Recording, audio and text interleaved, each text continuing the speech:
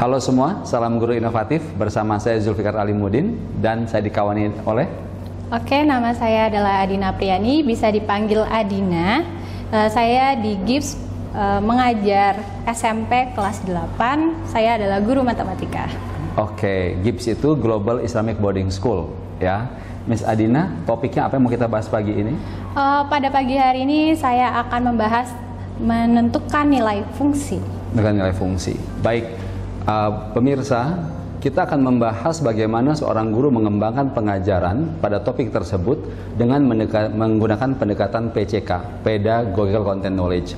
Dan nanti kemudian bagaimana hubungan antara PCK dengan program kurikulum Merdeka, di mana para guru dituntut untuk menentukan CP, capaian pembelajaran, tujuan pembelajaran, dan alur tujuan pembelajaran. Jadi kalau kita lebih menguasai PCK, maka akan lebih mudah bagi para guru untuk mengembangkan CP, TP, dan ATP. Baik Miss Adina, di segmen pertama ini, kalau bicara tentang menentukan nilai fungsi, iya. Ya, sebetulnya apa yang mau coba Miss Adina ajarkan bagi para siswa? Yang saya pengen ajarkan ya, pertama sih anak tuh harus tahu dulu yang mana yang namanya domain. Oke. Kemudian yang mana namanya nilai hasilnya, dan yang mana dengan rumus fungsinya. Itu jadi 3, itu yang harus mereka ketahui dulu. Oke. Yang mereka harus ketahui atau yang akan mereka kuasai setelah belajar? Yang akan mereka kuasai setelah belajar. Oke. Berarti 3 hal ini adalah bagian dari tujuan pembelajaran kalau pakai kurikulum Merdeka. Pertanyaannya, bagaimana agar bisa tercapai tujuan pembelajaran itu, ya? Nah, pengalaman biasanya, Miss Adina, apa tantangan bagi para guru matematik ketika mengajarkan sebuah topik baru bagi siswa? Ini mungkin ya, bahasanya mungkin. Istilah di matematika kan nggak awam gitu. Oke. Nah, apa yang kemudian muncul, apa yang terjadi ketika bahasa yang digunakan dalam matematik itu tidak umum? Apa yang terjadi pada siswa ketika mendengarkan istilah-istilah itu? Pasti bingung, apa itu Miss? Oke, baik. Kalaupun mereka sudah mengerti istilah itu, apakah mereka lantas bersemangat? Enggak juga ya. Karena nggak relate sama kehidupan mereka. Enggak dengan kehidupan sehari-hari. Nah, pemirsa, jadi ada 2 tantangannya ya. Satu adalah istilah-istilah yang tidak umum di telinga siswa. Yang kedua, mereka tidak merasa pengetahuan ini relate dengan kehidupan mereka sehari-hari. Lantas bagaimana para guru bisa membuat siswa lebih relate dan kemudian menghilangkan atau mengurangi beban yang terkait dengan istilah-istilah yang tidak tidak umum dikenal siswa.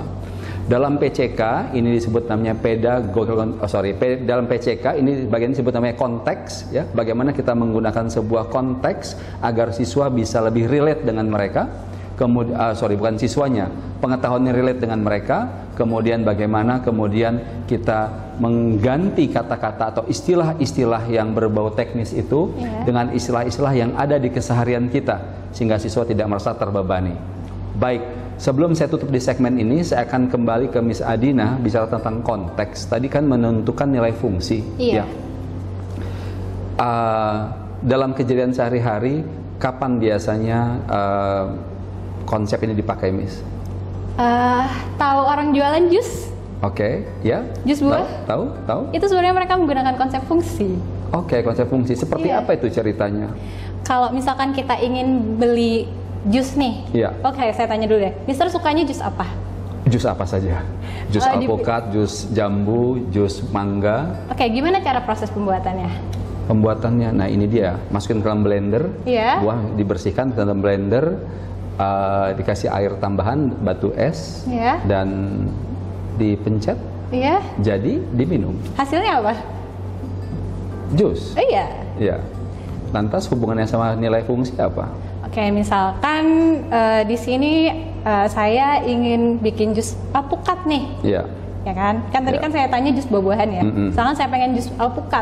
Saya beli ke orangnya, terus orangnya proses, hasilnya kan keluar jadi jus alpukat. Tapi kalau misalkan Pak Zul misalkan suka jus apa misalkan nih? Jus mangga. Oke, jus mangga. Kalau kita ganti alpukatnya jadi buah mangga, terus kita masukkan ke dalam blender, nanti keluarnya jus apa?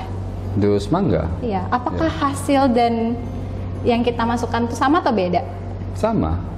Maksudnya yang buahnya itu sama atau beda? Oh, bentuknya mungkin. Iya, bentuknya. Oh ya, bentuknya awalnya buah, keluarnya adalah cair. Iya. Dan buahnya berbeda-beda kan? Dan hasilnya juga beda-beda. Tapi apakah yang sama dari yang tadi? Bentuknya aja. Sama, ada lagi nggak yang sama? Prosesnya ya. Iya, prosesnya. Nah, prosesnya itu yang disebut dengan fungsi.